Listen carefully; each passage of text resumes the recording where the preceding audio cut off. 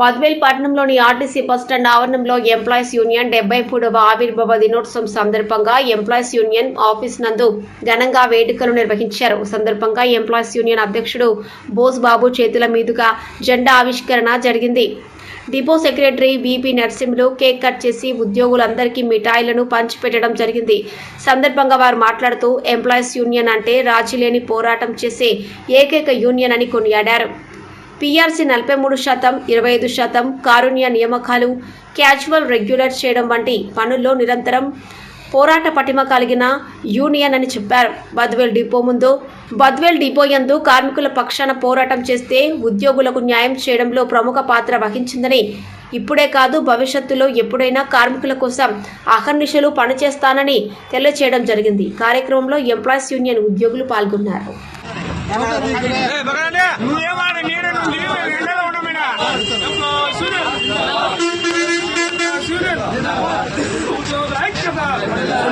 కనుకో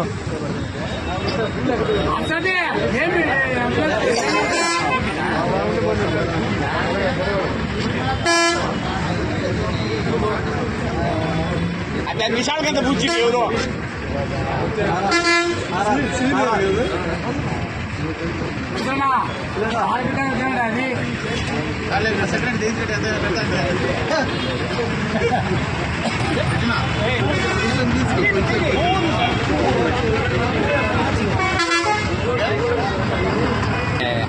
అక్కడ పోయా నువ్వు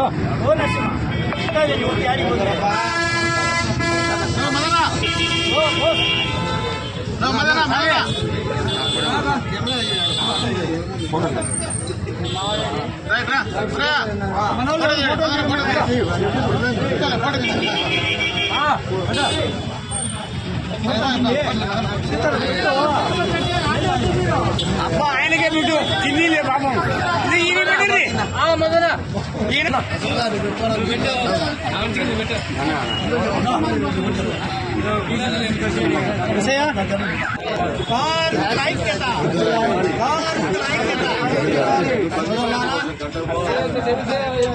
నుంచి 73లో ఆవిర్భావ దినోత్సవం అంటే ఎంప్లాయీస్ నియమించినటువంటి సంవత్సరం అంటే 73వ సంవత్సరం. ఈ 73వ సంవత్సరాన్ని రాష్ట్ర కమిటీ పిలుపు మేరకు అన్నింటిలో ఒక పండగ వాతావరణంగా బద్వేల్ డిపోలో ఈరోజు ఈ కార్యక్రమాన్ని depot committee reason committee Badvel డిపోలో జరగడం జరిగింది.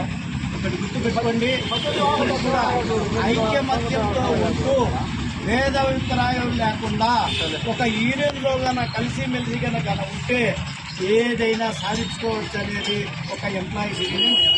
ఎందుకంటే ఎంప్లాయీస్ యూనియన్లో ఉండే నాయకులందరూ పోయినోళ్ళు కానీ ఇప్పుడుండే డిపోలో ఇల్లు వాకిలి వదులుకొని ఎప్పుడు డిపోల ఆవరణంలో డిపోలో ఉన్నటువంటి నాయకుల దగ్గర ఆఫీసర్ల దగ్గర ఎప్పుడు ప్రలోభాలకు దూరంగా ఉద్యోగస్తులు అప్పుడు కార్మికుల శ్రేయస్సు, ఇప్పుడు ఉద్యోగుల శ్రేయస్సు, కార్మికులు ఉద్యోగులుగా మార్చినటువంటి ఘనత కూడా ఎంప్లాయీస్ యూనియన్. రెండవది, భారతదేశ చరిత్రలో ఉపరితల రవాణా రంగంలో అంటే ఈ బస్సులకు సంబంధించినటువంటి విషయంలో ఒక కార్గో సిస్టాన్ని తీసుకొని వచ్చింది, ప్రవేశపెట్టి లాభాల వైపు పయనించేటువంటి ఆలోచనను క్రియేట్ చేసింది కూడా ఎంప్లాయీస్ యూనియన్ నాయకుడు పద్మాచంద్ర నుంచి పుట్టింది. అంటే సంస్థ అభివృద్ధి కోసం ఒకవైపు పాటుపడుతూ మన రక్తాన్ని స్వేదాన్ని చెందిస్తూ, అలాగే కార్మికుల ఉద్యోగుల శ్రేయస్సు కోసం నిరంతరం రాజీ లేనటువంటి పోరాటాన్ని సాగిస్తున్నటువంటి సంఘం ఏదైనా ఉంది అంటే అది కేవలం ఎంప్లాయీస్ యూనియన్ మాత్రమే.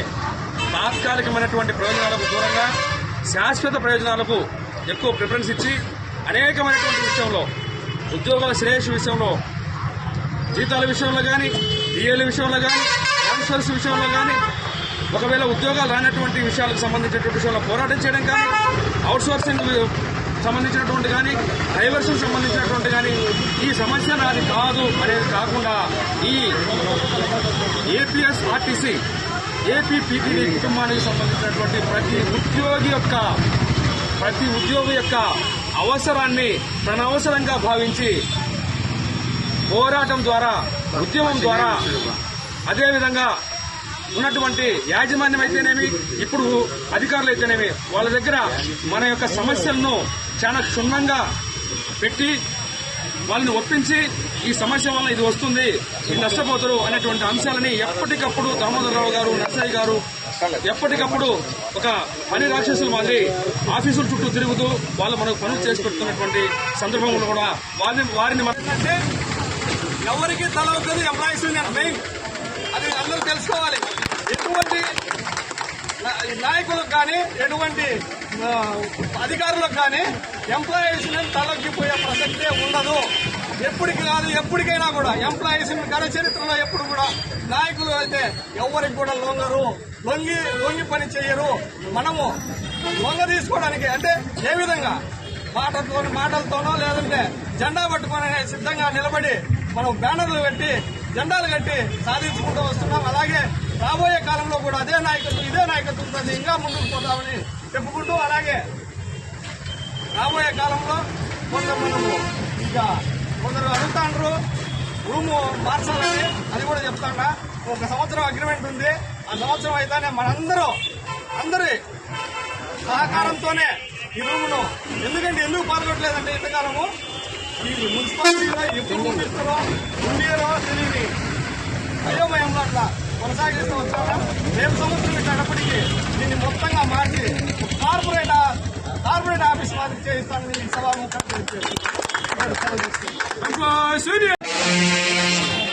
ఇప్పుడు భక్తుల ప్రసంగం ముందుగా 73వ వార్డు రాజన ఎంప్లాయీస్ యూనియన్ 73వ వార్డు పురస్కరించుకొని కార్యక్రమం చేస్తున్నాం. ఎందుకంటే ఎంప్లాయీస్ యూనియన్ గత 73 సంవత్సరాల నుంచి కార్మికుల శ్రేయస్సు కోసం ఏఐటీసీ అనుబంధంగా అనేక పోరాటాలు చేసి ఈరోజు మనము మన పిల్లలు చదువులకు కానీ దేనికైనా కూడా మంచి వేసుకెలుసుకొని చేసిన ఘనత కూడా ఎంప్లాయీస్ యూనియన్దే. గతంలో ఇదే ప్రభుత్వంలో 43%, మళ్ళీ 25% ఇచ్చిన ఘనత కూడా ఎంప్లాయీస్ యూనియన్ సగర్వంగా చెప్పుకుంటున్నాం. ఎందుకంటే ఇంతవరకు రాష్ట్ర చరిత్రలో ఎంప్లాయీస్ యూనియన్ 43%, 23% ఇప్పించిన ఘనత కూడా ఎంప్లాయీస్ యూనియన్. గతంలో ప్రభుత్వంలో తెలుగుదేశం ప్రభుత్వంలోనే 43, 25% ఇచ్చింది కూడా ఇప్పుడు ఇప్పించింది కూడా ఎంప్లాయీస్ యూనియన్. మళ్ళీ ఇప్పుడు ఈ గవర్నమెంట్ లో కూడా ఏపీజేఏసీ అమరావతి అనుబంధంగా మళ్ళీ పోరాటాలు చేసి ఈరోజు మనకు రాబోయే కాలంలో మంచి పే స్కేల్ చేసే దిశగా రాష్ట్ర కమిటీ ప్రయత్నిస్తుంది. కాబట్టి మనమందరం కూడా మళ్ళీ ఒకసారి ఎంప్లాయీస్ లో ఉన్నందుకు గర్వించాలి మనము. ఎందుకంటే పోరాటాలు చేసేది ఎంప్లాయీస్ యూనియనే. ఇప్పటి నుంచి కాదు, 73 సంవత్సరాల ఘన చరిత్ర ఏపీఎస్ఆర్టీసీలో ఉందంటే అది ఎంప్లాయీస్ యూనియన్కే, ఏ ఇతర యూనియన్ కు లేదు, అసోసియేషన్ కు లేదని సగౌరవంగా చెప్పుకోవాలి. ఎందుకంటే ఆర్టీసీ పుట్టినప్పటి నుంచి కూడా ఎంప్లాయీస్ ఉంటుంది. తర్వాత కొందరు కుయుక్తులు పన్ని వాళ్ళ స్వలాభం కోసం యూనియన్లు ఏర్పరచుకున్నారే తప్ప ఎంప్లాయీస్ యూనియన్ ఫస్ట్ నుంచి ఉంది. కాబట్టి ఎంప్లాయీస్ లో కొనసాగడానికి, మన సభ్యత్వం కొనసాగడానికి మనం అందరం గర్వించాలి. ఎందుకంటే పోరాటాలు చేసేది ఒక ఎంప్లాయీస్ యూనియనే. దాపరికము ఇదేదో ఒకటి చేసి మాయమాటలు చెప్పే యూనియన్ కాదు ఇది. కాబట్టి ప్రతి ఒక్కరు కూడా దీంట్లో సభ్యులుగా ఉన్నందుకు గర్వించాలి. ఒక్కసారి కొన్ని పనులు జరగకపోవచ్చు, వాటిని పెద్దగా బేరీ చేసుకోకూడదు. కొందరు ఉంటారు డిపోలలో ఓడి ఇవ్వలేదనో ఏదో ఒక పదవి అలిగేవాళ్ళు, వాళ్ళ గురించి పట్టించుకోకూడదు. ఎందుకంటే ఓడీల కోసం నాయకులమే పనిచేయడం లేదు, మేము కూడా డ్యూటీలు చేసుకొని పోతాను. వాళ్ళు తెలియక అమాయకులు కొందరు మాకు ఓడి ఇవ్వలేదు, మాకు నాయకత్వం చేసేది ముందుకు వచ్చే అందరూ కావాలండి. అలాంటి వాళ్ళని పట్టించుకోకండి. ముందుగా మనం చేయాల్సింది ఏంటంటే ఎప్పటికైనా మన విధి ఏంటంటే కార్మికుల శ్రేయస్సు కోసమే ఇక్కడ పనిచేస్తామే తప్ప స్వలాభం కోసం అయితే ఏ నాయకుడు ఎంప్లాయీలో పనిచేయడానికి సగౌరవంగా చెప్పుకుంటాడు. ఈ రోజు వరకు ఏ నిమిషమైనా మాకు సమస్య వచ్చిందంటే ఈ కమిటీతో కానీ పై కమిటీతో కానీ చర్చించి ఖచ్చితంగా నిర్ణయాలు తీసుకొని ముందుకు పోతానే ఉన్నాం. ఎటువంటి ఆలస్యంతం వచ్చించకుండా 1-2 రోజులు ఆలస్యం అవ్వచ్చు, తొందరపడకూడదు. ఎందుకంటే ఒక కార్మికుడు ఒక సమస్య వచ్చిందంటే ఆ సమస్య ఎంతైనా సరే ఎంప్లాయీస్ నాయకత్వం డిపోలో ఉండి ఆ పనిని ఎంతవరకు చేయగలుగుతాం అంతవరకు చేసి ఆ సభ్యునికి మంచి సౌలభ్యం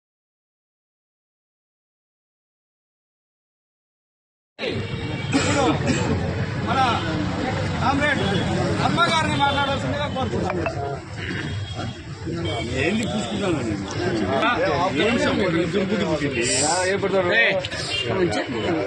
మన ఏపీఎస్ ఆర్టీసీగా 1953 సంవత్సరంలో విడిపోయిన తర్వాత ఎంప్లాయీస్ యూనియన్ త్యాగాల పునాదుల మీద నిర్మించబడినటువంటి ఏకైక కార్మిక పోరాట సంఘం, పోరాటం, ఉద్యమం, అజెండాగా ఇప్పటి వరకు కొనసాగుతున్నటువంటి ఏకైక యూనియన్ ఏదైనా ఉంది అంటే ఆంధ్ర రాష్ట్రంలో అది కేవలం ఎంప్లాయీస్ యూనియన్ ఏఐపీఎస్సీ అనుబంధం.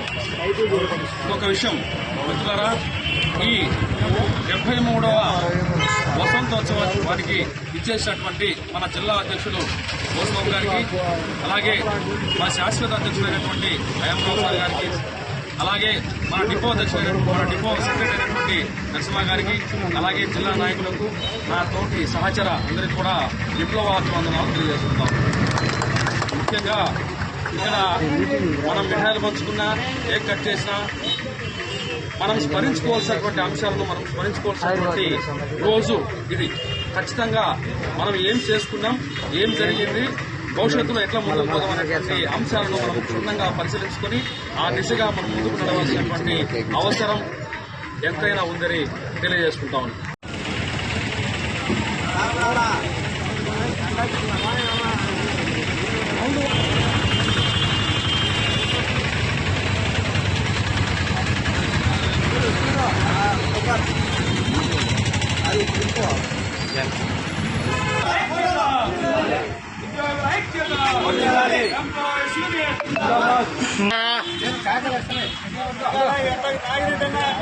పడకుంటే